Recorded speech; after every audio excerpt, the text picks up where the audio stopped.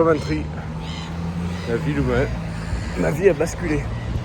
Je l'expliquais sur un post Instagram il y a peu, où j'expliquais que il y a maintenant à peu près 15 ans, je suis parti suite à mes études. Moi, ma vie elle se résumait à des choses très simples. J'avais le rugby, j'avais mes potes, j'avais Lisa, je faisais la bringue, ma famille, et ça m'allait bien. Mais j'avais un truc que tu peux pas enlever, qui était un feu intérieur, un espèce de désir. Et pas tout le monde sait de quoi je parle, j'imagine, mais moi c'était le cas. Il y en a qui savent exactement ce que c'est. C'est de l'énergie, tu sais pas trop comment. Des fois elle sort de plein de manières différentes. Des fois elle sort pas. Moi elle sortait peut-être pas de manière superficielle sur la surface, mais intérieurement elle était là. Et en fait cette énergie là pour moi c'était l'énergie de je sens qu'il y a autre chose, je sens qu'il y a plus, je sais pas quoi, je sais pas comment, mais j'ai envie d'explorer. Et j'ai eu la chance unique d'avoir des parents tout à fait extraordinaires qui, et d'ailleurs pour moi c'est une leçon de parentalité, c'est qu'ils étaient fermes sur beaucoup de choses, sur toutes les choses qui pouvaient m'éviter des problèmes et des méfaits qui m'auraient mis un peu dans la merde. J'ai jamais eu de problème particulier, j'ai fait des conneries mais j'ai jamais eu de problème particulier. Mais ils savaient aussi au moment, donc ils m'interdisaient certaines choses. Il y a des choses que j'avais pas le droit de faire, parce que même si mes potes les faisaient, moi j'avais pas le droit de les faire. Et d'un autre côté, ils ont été suffisamment intelligents, ils étaient suffisamment intelligents pour me laisser la liberté là où il y en avait besoin, là où il fallait qu'elle ressorte. Et notamment, ils avaient compris que j'avais ce feu, que j'avais cette envie. Et quand l'opportunité s'est présentée de partir 1 an en Angleterre, regardez, c'est beau, enfin du moins, c'est l'endroit beau de l'Angleterre, je vous en parlerai. Enfin, de la ville même. Mais ils ont compris que quand l'occasion s'est présentée, il fallait qu'ils puissent me laisser partir. Et je suis parti pendant 1 an, et je le dis, j'étais à une époque de ma vie où j'étais pas quelqu'un de très sociable, j'étais pas un aventurier, j'étais assez timide, et j'étais pas beaucoup sorti de chez moi non plus. Et donc, même si j'avais passé 2 ans à Lyon, l'expérience de cette année-là, honnêtement, il n'y a rien sur le papier de sensationnel qui s'est passé. C'est-à-dire que j'ai pas perfectionné mon anglais parfaitement, même si je l'ai un peu amélioré. J'ai pas découvert toute l'Angleterre non plus parce que j'avais pas les moyens de trop voyager. Dans le même temps, j'ai pas non plus fait des rencontres absolument incroyables parce que, comme je disais, j'étais encore un peu sur la réserve, un peu timide. Et dans le même temps, j'ai pas non plus, j'ai pas appris à côtoyer les Anglais non plus vraiment parce que la réalité c'est que quand t'es étudiant, t'es dans un petit monde parallèle. Mais il s'est passé la chose. Donc rien de remarquable où tu peux te dire ça a été le tournant parce qu'il a vécu ça. Mais en fait si, moi ça a été le tournant pour moi dans ma vie parce que c'était la première fois où cette énergie elle pouvait un peu sortir et où en fait l'ouverture de mon esprit, je suis arrivé à un moment où j'ai fait un pacte avec moi-même sans le vouloir, sans le comprendre, mais où j'ai compris que je pourrais plus jamais le refermer cet esprit et que le reste de ma vie s'en trouverait forcément impacté. Donc là je me balade dans ces villes, dans ces rues de Coventry qui est honnêtement une ville tout à fait moche, où il n'y a pas grand chose qui se passe, où honnêtement ça fait 15 ans que j'étais pas venu, littéralement 15 ans que j'étais pas venu, et ça s'est empiré. Enfin c'est craignos, t'as l'impression, c'est pas propre, franchement c'est déprimant et désespérant en toute honnêteté. Je pense que je le voyais pas autant parce que j'étais étudiant et comme je disais, tu vis dans un monde un peu parallèle, mais honnêtement c'est assez déprimant. Mais peu importe, moi cet endroit, et comme quoi c'est jamais uniquement les endroits, c'est jamais... Faut comprendre un truc avec l'aventure, c'est que t'as pas besoin de faire la meilleure aventure pour qu'elle te change. Moi j'avais juste besoin d'une aventure, j'avais besoin d'une aventure à mon niveau, au niveau où j'en étais et à mon besoin de l'époque. Et donc Ça, c'est un message aussi peut-être à tous les parents et à tous les gens qui côtoient des gens de manière générale. C'est que il y a un mot qui s'appelle le leadership, qui est des fois un peu galvaudé, qui est des fois un peu décrit n'importe comment. Mais le leadership, c'est laisser prendre la place aux gens. Laisser les gens exploiter leur potentiel, laisser les gens exploiter et développer et dévoiler qui ils sont. Et il faut les mettre dans des positions où ils vont le faire. Parce que le leadership, c'est pas quelque chose qui se donne, c'est quelque chose qui s'attrape. C'est quelque chose qui se prend, c'est quelque chose qui se saisit. Et personne ne peut le faire à la place de quelqu'un d'autre. On peut mettre les gens en position d'eux, mais pas le faire à leur place. Et donc ça a été mon cas dans cette ville. Et hier, je passais devant le... Oh, regarde, une petite écureuil. Devant le 24 Binley Road, là où j'ai habité. Là où j'ai habité avec... J'avais j'avais 5 colocs. Pierre-Antoine, qui était français, il est toujours, des Bretons.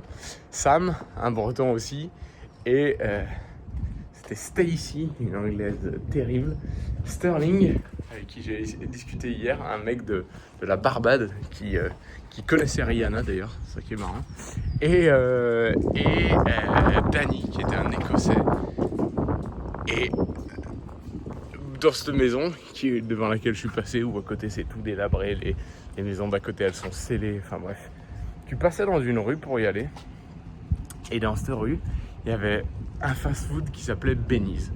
Et à chaque fois qu'avec mes potes Abdel et Hugo surtout, on rentrait à la maison et le soir, après avoir un peu bu des canons, on s'arrêtait au Benny's. Et le Benny's, c'est ce qui m'a valu de perdre pied temporairement sur mon poids et sur ma forme. Et donc le Benny's, ça m'a fait prendre des kilos. Je me souviens m'arrêter bourré dans cet endroit et puis demander un ou deux burgers, alors que j'avais évidemment déjà mangé et bu des dizaines de bières. Et cet endroit, je suis repassé devant. Bon, autant vous dire que c'est ghetto complet et que je sais pas ce que je branlais là-bas, mais ça m'a rappelé quelques souvenirs. Et toutes les expériences, le problème c'est pas ce que tu vis, le problème c'est la philosophie que tu appliques à ce que tu vis. Je vais le redire. Le problème c'est pas ce que tu vis, c'est la philosophie que tu appliques à ce que tu vis. C'est pas que tu vis pas à cette chose, c'est pas que tu fais pas à cette chose, c'est juste que ta philosophie n'a pas les moyens de prendre la sagesse là où il y a de la sagesse à avoir, prendre les leçons là où il y a les leçons à avoir et changer ce qu'il y a à changer après. Et donc, certaines personnes peuvent être mises face à un nombre innombrable de situations, mais comme leur philosophie personnelle n'est pas prête à être changée, à être améliorée, eh ben, ça ne les transforme pas. Moi, une expérience que honnêtement des centaines de milliers, enfin même des millions de personnes ont vécu, partir 1 an, même si c'est une chance énorme, mais partir 1 an à l'étranger pendant ses études, ça m'a transformé, pas tant pour la qualité de l'expérience en elle-même, mais pour ce que ça a fait sur moi. C'est pour ce que ça a fait sur qui je suis devenu. Ça a altéré le cours de ma vie. Je prenais cette trajectoire et boum, ça m'a fait dévier. Et c'était impossible de revenir sur mon chemin après ce moment-là. Et le message ici que j'essaye de passer, c'est quand j'ai rencontré Herbalife, quand j'ai démarré Herbalife, ça m'a amené ça. J'avais déjà ça dans le bagage. Donc j'avais rien d'extraordinaire de vécu, mais mon esprit, il avait été ouvert. Et quand l'opportunité s'est présentée, pas tout de suite, mais quand c'était le moment pour moi, j'ai su la saisir. Et mon point, il est là. Mon point, il est que pour toutes les personnes, les parents, quiconque, il faut... Comment je peux dire ? Tu peux jamais juger en avance de quelle expérience ou de quel événement va transformer ou va toucher ou va impacter telle ou telle personne. On peut pas le deviner. Ça, on peut littéralement pas le deviner. On peut pas le faire à la place de qui que ce soit. On peut pas le savoir avant. Et c'est même pas le but. Le but, il est juste de s'exposer à plus de choses et de travailler sur sa philosophie personnelle, parce que c'est sa philosophie personnelle qui va faire changer les choses. J'étais, oui, certes venu un peu pour bringuer ici, mais j'étais venu parce que dans ma tête, je savais que c'était le catalyseur qui allait peut-être me faire péter des barrières. Et donc, ce que j'ai vécu, j'aurais pas su avant de venir que ça allait m'ouvrir la porte et que ça allait me transformer à ce point. Mais j'ai vécu ce truc. Et donc là, je suis dans Coventry.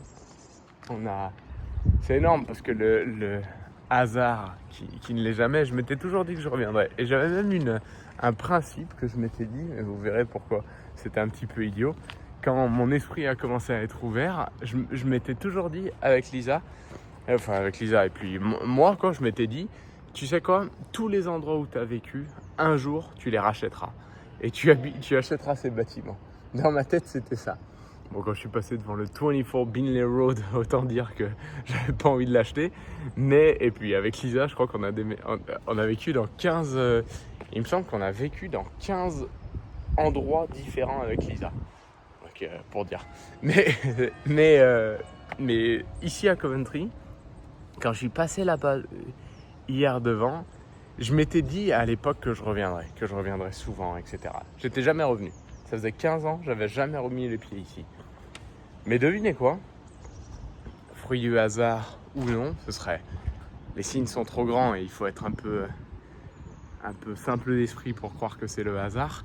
Mais je reviens ici à Coventry 15 ans plus tard pour une formation, pour être présent sur une formation qui, si vous voulez, donne un nouvel axe de développement du projet 300 Club, qui nous donne une nouvelle division, une nouvelle lignée, un nouvel axe de développement au sein de ce projet 300 Club. Et c'est énorme parce que je suis venu ici en tant qu'étudiant tout à fait classique, était banal. J'ai touché personne en étant ici, j'ai transformé la vie de personne en étant ici, je suis passé un peu de manière transparente et comme beaucoup de personnes, mais moi ça m'a transformé. Et 15 ans plus tard, cet endroit même qui moi m'a tant touché, transformé, altéré le cours de ma vie, j'y retourne avec le plus grand projet professionnel de ma vie qui est d'ouvrir 300 clubs de nutrition. Non pas juste en France, en francophonie et à l'étranger. Et le plan d'expansion internationale va se renforcer très très sévèrement. Mais la boucle semble se boucler, mais j'aime bien la boucle de l'infini. Tu sais, où il y a 2 boucles en fait, et où finalement ça se finit jamais.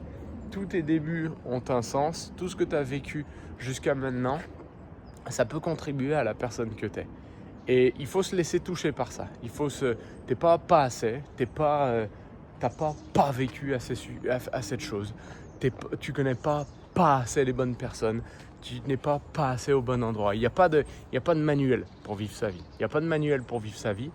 Il faut être capable de travailler sur la chose numéro 1 que disait Jim Rohn, c'est ta philosophie. Ta philosophie, c'est celle qui te fait voir pour certaines personnes, cette année, à la même année que moi à l'étranger, ça a été une année sympa où on a vécu les mêmes choses, on a été aux mêmes endroits, on a bu les mêmes bières, on a mangé les mêmes fast-food peut-être, on a fait tout pareil, on a suivi les mêmes cours, etc. Mais leur philosophie personnelle a fait que cette expérience-là n'a pas altéré le cours de leur vie. Mon expérience personnelle, grâce à ma philosophie que j'avais commencé à appliquer à l'époque, a altéré le cours de ma vie. Donc, le plus gros travail, il est toujours sur ta philosophie personnelle. Ta philosophie personnelle, c'est celle qui fait que deux